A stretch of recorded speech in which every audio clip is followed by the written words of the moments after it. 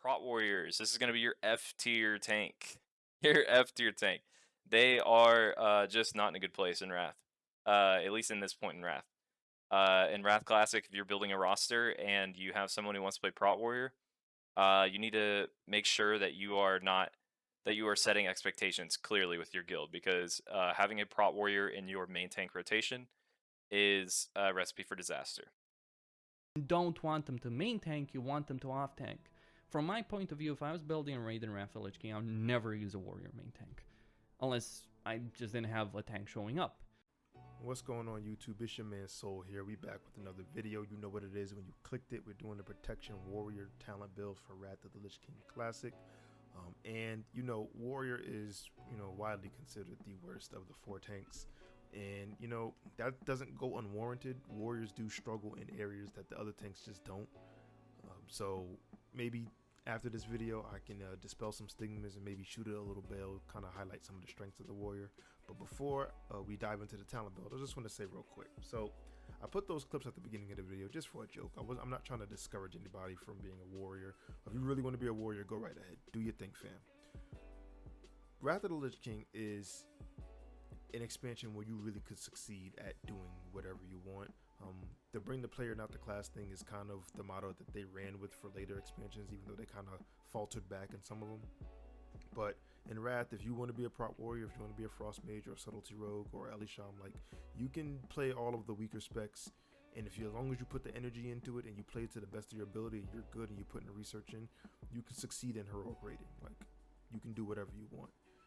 You should know though, what you're signing up for and the pitfalls ahead of you. Like in the clip that Ruggs had said, there should be strict stipulations on and expectations on what's going to happen if you choose to be a Prot Warrior. And that just goes for really anything. Like, you should know what you're getting into, you should know the expectations of yourself, so on and so forth. It's no different where if you're picking Paladin, which is considered the best tank, you should know the expectations on you. You should be able to handle a multitude of situations while supporting the raid with your utility. Like, that just comes with being a Paladin, you know what I mean? So I just want to say that. I want to make sure, anybody who this video comes across, I'm giving them, information that can help them. And again, like I said, hopefully dispelling some of the stereotypes and maybe making you the best Prot Warrior you can possibly be. So without further ado, let's jump in. First things first, we getting shield specialization. This is going to increase your block chance by a flat 5% and give you 5 rage whenever you dodge, block, or parry. So giving you that mitigation that tanks love and giving you a resource generator. Gotta love it. Moving on, we got improved Thunderclap. This is going to reduce the rage cost of Thunderclap by 4 points, and it's going to increase the damage of Thunderclap and the snaring effect or the slowing effect, which is the attack speed slow, by an additional 10%. So again, increasing your damage, increasing your threat, reducing the rage cost, and a useful debuff as well. Gotta love it. Next things next, we got anticipation. You know what this is. This is just, again, increasing that mitigation or avoidance that we love so much. Moving over, we got Insight. This is going to increase the critical strike chance of Heroic Strike, Thunderclap, and Cleave by 15%, further increasing your threat gen. Going down to the third tier, we have Last Stand. This is a staple in the Prot Warrior toolkit. This is going to be your 30% maximum health for 20 seconds. Once that 20 seconds is over, the health is gone. This is for, the big spike damage or that heavy magic damage that you're taking. You need that extra boost. Boom, Last Stand is there for you. Next, we got Improved Revenge. This is going to increase your revenge damage by 60%. Crazy. And it's going to make Revenge hit an additional target. So a little bit of cleave effect there. This is going to help you with your cleaving threat. Like, warriors kind of falter when it comes to that AoE slash cleave threat because they really only have Thunderclap and, cleave ability and Shockwave. They don't have that consistent, like, standing in Consecration or standing in Death and Decay or a dot to help them, you know what I mean? So we're gonna take Revenge. Moving on, we have Shield Mastery. This is going to increase your block value, not your block chance, your block value by 30%, and it's going to reduce the cooldown of shield block by 20 seconds. So this is a really, really strong talent for your active mitigation. Moving over, we got Toughness. You know what this is as well. This is the tried and true armor increase. Gotta love it. Moving on, we have the 4th tier talent. So all of these talents are situational, and the situations that they become useful in vary. I'm going to skip all of these, but I do want to quickly go over them. So let's start with this one, Puncture. So Puncture just reduces the rage cost of your Sunder Armor and Devastate by 1. This is a really weak talent for the cost of 3 talent points, in my opinion. But what you're going to notice is that Warrior kind of has a lot of reducing rage cost here, increasing rage cost there, or increasing rage generation there, reducing rage cost here. And that's because they're really, really fueled by their rage. Their active mitigation is built on them having the rage to use it. Warriors have the ability to smooth their damage intake by quite a bit, but if you misuse that rage, you're just going to be getting punched in the face and your healers are going to hate you. But Puncture, we can definitely skip. If you find a use for it, by all means take it, but you don't really need it. Improved Disarm, this is another situational one. So this is going to reduce the cooldown of Disarm by 20 seconds and cause the target to take 10% increased damage while disarmed. So this one you can use on hard-hitting fights. If you don't know, on Wrath, bosses can be disarmed. So bosses like Deathbringer's Hardfang, you can disarm him. It'll reduce his damage by a lot, and it's going to reduce like the blood power he generates because he doesn't have a weapon. And if you're trying to push him, which he kind of is a DPS race, he'll be taking 10% increased damage. So if you can fit this into certain areas, you'll be helping your raid out. But again, situational. Not going to be able to use this every fight or every raid. Moving over, we have improved spell reflection. This is another one. So it comes with the passive, reduce the chance you'll be hit by spells by 4%. And when you do use spell reflect, it affects the whole party within 20 yards, that is. So this is another one where if you can find the situation for it, it's a really powerful thing. But those situations are few and far between, so not really something you need. So we're gonna skip that. One thing I did gloss over, and I didn't mean to, improve blood rage. So improved blood rage just helps you fuel your rage generation. You can take this talent. I've seen builds where they go 2 out of 2 or they go 1 out of 2. This isn't a bad talent. This is less situational, I would say, than these 3. You can find a lot more uses to use blood rage than you could use one of these. But a good warrior can manage their rage, so you really don't need this. So that's why I skipped it. But I just want to, bring light to that. Moving over, we have improved disciplines. This is going to reduce your shield wall, retaliation, and recklessness abilities by 60 seconds. Just basically shaving a minute off some powerful cooldowns. So gotta love it. Moving on, we got concussion blow. This is just your same 5-second stun. Doesn't really change. It's linked to vigilance, so you gotta take it. Moving over here, we have gag order. This is going to give your shield bash and heroic throw a 100% chance to silence the target for 3 seconds and increase the damage of your shield slam, which is basically your main threat generator, by 10%. So this is a really strong talent because not only is it increasing one of your harder hitting spells, which is shield slam, it also really makes it so you can pick up adds really easily because heroic throw turns into a silence, and it's basically like a single target Avenger shield because it generates a lot of threat. It'll silence the target and it'll make them run to you. So really good talent. Moving down, we have one-handed weapon specialization, just increasing your physical damage done when you have a one-handed weapon equipped by 10%. Down here we have vigilance. So this is one of the staples for Wrath Prot Warriors. So what this does is puts a protective gaze on a group or raid member, and it'll reduce all their damage taken by 3%, and it'll transfer 10% of the threat they cause to you. So you put this on your co-tank, and while they're tanking, they're taking less damage, and they're transferring a lot of threat to you. So if there's a Death Knight, you're getting a lot of threat back to you. But I do have a concern or issue with this talent.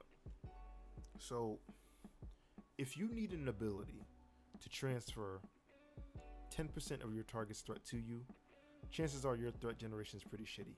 And I feel like that's where the power should have gone. Like, instead of having vigilance transfer 10% of threat caused by someone else to you, they could have just increased the threat generation of your abilities. Like, they could have increased the threat generation of Devastate, of Shield Slam, of Thunderclap. You know what I mean? Like, why have a middleman? Like, it's a cool ability, I get it. It makes, the warrior bring some kind of utility, but they didn't have to do this. This is really, really a roundabout way to fix or attempt to fix the threat issues that warriors have. So again, it's a strong talent. You definitely want to take it, but I just have my issues with it. Moving over, we have improved defensive stance. This is going to cause you to take 6% less spell damage while in defensive stance, and when you block, parry, or dodge, you have a 100% chance to enrage yourself, increasing your damage by 10%. So this is another talent that's mandatory that I have a problem with. So if you don't know, every single tank has some sort of passive DR, right? Druids get bear form. They have high armor, high health, and they take 12% reduced damage when they take the Protector of the Pack talent. Death Knights get Frost Presence, which is 8% reduced damage taken plus increasing your armor. Paladins get a plethora of passive DRs just by the talents alone. In my video, I outlined all of the talents that reduce their damage taken, and I think it sums up to about 15% just passively. So Paladins are a bit egregious. Warriors get Defensive Stance, which reduces their damage taken by 10%. 10% is kind of low when you look at the comparing factors of the other tanks. Now, Death Knights do get 8%, which is lower than the 10%, but Frost Presence also increases their armor by a lot, and a Blood DK can heal themselves for incredible amounts, almost making the damage they take a little bit more negligible than most other tanks. And the difference between the Death Knight and the Warrior is the Death Knight has incredible single target threat, the best single target threat generation in the game, and they have really, really good AoE threat generation, and they have a cooldown for damn near every scenario. The Warrior really can't say that. They do have decent cooldowns. They have Shield Wall, Last Stand, they have Shield Block to smooth out their damage take, but they don't have a specific cooldown for each scenario, you know what I mean? So this talent, in my opinion, should have been 6% to all damage, not spell damage, in addition to the It's a Rage effect. But I think it should have been 6%, maybe even 8% to all damage taken, my opinion. Don't think they're going to change it, just my opinion. Moving on, we have Focus Rage. So I really don't like, if you can't tell already, I really don't like talents that reduce the rage cost when it's a 1-to-1 value, like a 1 talent point for 1 rage cost. That's a really high price for a really low effect. Focus Rage, however, is a little bit better than the Puncture because this reduces the rage cost of all your abilities, not just Sunder Armor and Devastate. So this one's a little bit more useful than Puncture. I still skip it because I feel like, again, if you're part of the the skill cap or the skill ceiling of a Prot Warrior is managing your rage, and maybe at lower gear levels, or if you're new to Prot Warrior, you take Focus Rage, or you combine like 1 out of 2 improved Blood Rage and you get Focus Rage to help out. But you really shouldn't need this. But again, if you do, take it. This is a optional talent. It's not situational. It's like Rage is Rage. So this is definitely a good talent to have if you need it. But again, you really shouldn't. Moving on, we have Vitality. This is going to increase your strength, stamina, and expertise. All of the things that tanks love. So this is just your version of that ability. It's kind of like Veteran of the Third War or Shield of the Templar. Like, it's just really good. Over here, we have Safeguard. So this reduces the damage taken of your intervene target by, when maxed out, 30%. This is a PvP talent. This is, if you're in BGs or you're Prot for some reason in Arena and you're using Intervene, this is what that's for. You could use it for Raid, you could use it for Dungeons, but yeah, skip it. Moving on down, we have Critical Block, probably one of the most important talents in the Prot tree. So your successful blocks have a 60% chance to block double the amount. So this really, really smooths out your damage intake and increases the chance to critically hit with Shield Slam by 15%. So a flat 15% to Shield Slam, which is phenomenal. Really, really good. Excuse me, pardon me. But Critical Block, if you don't know, turns into the Warrior Mastery come Mr. Pandaria, or not Mr. Pandaria, Cataclysm, my bad. Yeah, Critical Block turns into the Warrior Mastery. That's how strong this talent is. So it's really strong. Definitely want to take it. Devastate, this is your spammable single target nuke ability. Not really nuke, just spam ability. This replaces Sunder Armor because it does the Sunder Armor effect, and it causes 120% weapon damage. So this is, again, just your single target spell that you're gonna use. Moving over, we have Warbringer. This is another big one. This is gonna let you use Charge, Intercept, and Intervene in combat. And when you intervene somebody, you remove all movement impairing effects. That can be really crucial in some fights. So definitely take Warbringer. Moving on down, we have Sword and Board. I know you've all heard of sword and board before. So this increases the critical strike chance of your Devastate by 15%. And when your Devastate or Revenge ability deals damage, it has a 30% chance to refresh the cooldown of Shield Slam and reduce its cost. So this just makes it feel better rotationally using Devastate and Revenge, because you'll get a free Shield Slam at some point. So really good. Moving over, we have Damage Shield. So whenever you take damage from or block a melee attack, you cause 20% of your block value back. So basically a free Thorns. This is really good. This is supposed to help your AoE tanking, like when you're tanking multiple mobs. I wish this did more than 20% of your block value. Like maybe block value is the wrong stat to attach that to. Maybe it should just been like 20% of the damage you take, possibly. I don't know, but again, it's free damage. It'll help you hold targets on you in multiple tank situations. So take it. Why not? Moving on down, we have Shockwave, probably one of the best stuns in the game. It's a frontal cone AoE stun, goes up to 10 yards, stuns all enemies, so no target cap for 4 seconds. So this is really going to fuel your dungeon or trash tanking in raids, because Shockwave does hit pretty hard. Shockwave hits pretty hard, and it stuns everything. So you're really going to not take a lot of damage because everything's going to be stunned, and things are going to stick to you once that stun wears off. So really, really good to have. So now we're done with the prot tree, and as you can see, we have 18 points left. And the benefit of a warrior is they have a lot of flexibility with the next 2 trees to allocate these points into. A build that I'm going to show you really quickly is pretty much a raid build. So we're going to go into the Fury tree, and we're going to take Arm to the Teeth. This just turns your armor into basically a DPS stat, just giving you more attack power for every 108 armor value you have. Really good. And we're going to get Cruelty, increasing your critical strike chance by 5%. Prot Warrior is still a warrior, still love crit, and this is going to help just increase your threat generation overall. You're going to be really, really happy when you get that crit on a Shockwave, you know what I mean? So, gotta love it. Moving on down, we have Improved Demo Shout. This is going to make it so when you use Demoralizing Shout, it increases the melee attack power reduction by an additional 40%. So, really, really good. And we have the last 5 points are going into Commanding Presence. This increases the melee attack power bonus and the health bonus from Battle Shout and Commanding Shout respectively, just making it so that your shouts are really, really strong. Just bringing that little bit of extra added utility to the warrior class. So this is one way you can build it with these last points. Another way is going into the arms tree, which is probably the way I would go, and we're going to show it right here. So we're going to get deflection, again increasing your avoidance. Gotta love it as a tank.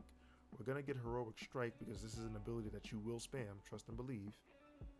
We're going to get charge because now that we have Warbringer, we can use charge in combat, which also means that it's going to generate more rage because we're taking improved charge. And we're going to opt down here, get impale and get deep wounds.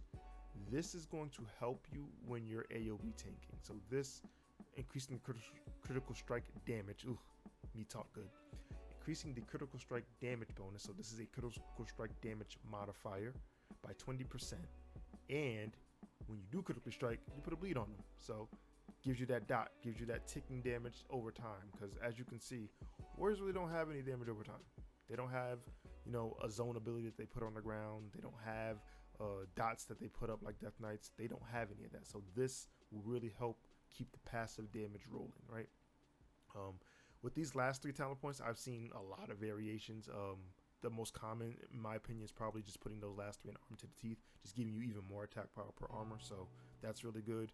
If you don't like that, you can opt to go get Improved Blood Rage and 1 in Focus Rage. You can opt to get all 3 in Focus Rage. So there's a lot of flexibility. I think the most common, like I said, is just to go into Arm to the Teeth. So this is really kind of like the the dungeon build. Like this is probably a build that you can use when you're gearing up, because you're gonna have mobs stick to you because of the impale, deep wounds, Arm to the Teeth stuff. So this is a really good dungeon build, or a really good build where you're in a raid with a lot of trash like Nax or ICC or something like that. But the most common way for a raid Warrior to be built is probably through the Fury tree. So we're gonna get rid of that. We're gonna go back, get Cruelty, get Demo Shout, get Commanding Presence. The buffs that you give from your shouts and roars, just really strong. So this is my finalized Prot Warrior raid build. Without further ado, let's jump into the glyphs. Now, warriors have a lot of glyphs to choose from. You already know what my first choice is going to be. If you've seen my other tank videos, it got to be the taunt. Having a guaranteed taunt, gotta love it. And for these next 2 slots, so there's a lot here.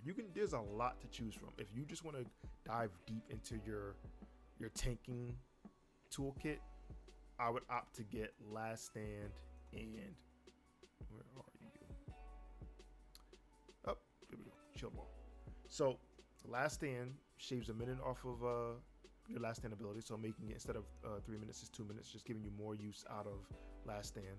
And Shield Wall will reduce the cooldown of your Shield Wall by 2 minutes, but your Shield Wall now only reduces 40% damage taken instead of 60. So this is a really strong glyph. Now you might say, but Soul, we already got the improved disciplines talent. That makes our Shield Wall still have the same 60% DR and only 4 minutes, so we're still getting at least 2 uses out of it, right?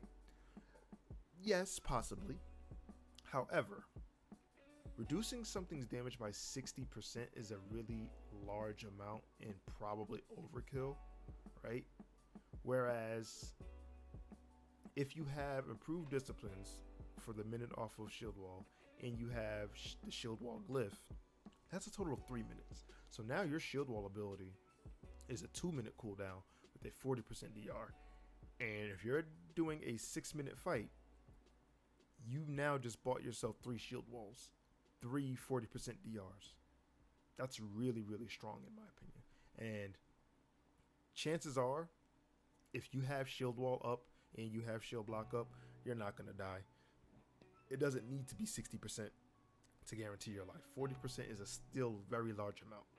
So I would go with Shield Wall and Last Stand as the tanking ones. However, there are other options, so let's remove these. So another option that definitely comes to mind is the Glyph of Blocking. What does Glyph of Blocking do? It increases your block value by 10% after using your Shield Slam ability. Obviously, you're going to be using Shield Slam a lot. This block value is a flat 10% and it's going to help fuel a lot of things. It's going to be an additive to your Shield Mastery. It's going to fuel the damage shield talent. It's really, really strong. So blocking is maybe not a raid talent per se, but definitely a dungeon talent. If you're just spamming dungeons trying to get them loots or spamming heroic dungeons trying to get them emblems, blocking is a really good talent to have. Another one to increase your damage or threat overall is Cleave. Increases the number of targets your Cleave hits by 1. Cleave is a really hard-hitting ability, so this is going to help you out in the long run in unison when you use it with Shockwave and Improved Thunderclap. Another one you could definitely go with is Devastate, just less GCDs for the max stacks of Sunder Armor. Not a super impactful one, but saved you some GCDs. And lastly, let's see, we can definitely do Vigilance. Vigilance is one that you can take. Vigilance increases the threat transfer by additional 5%. If you're really struggling with threat, sure, take Vigilance. I probably would opt out of that one though. I wouldn't take Vigilance, but it's there if you need it. I think the mainstay for me personally, I would definitely use Last Stand, and I would definitely use, where are you? I just had you up there. Shield Wall. There we go. These two are really, really strong. Really will improve your tanking. Really, really will. So that's it for the major glyphs. Minor glyphs, again, minor glyphs are really up to the person.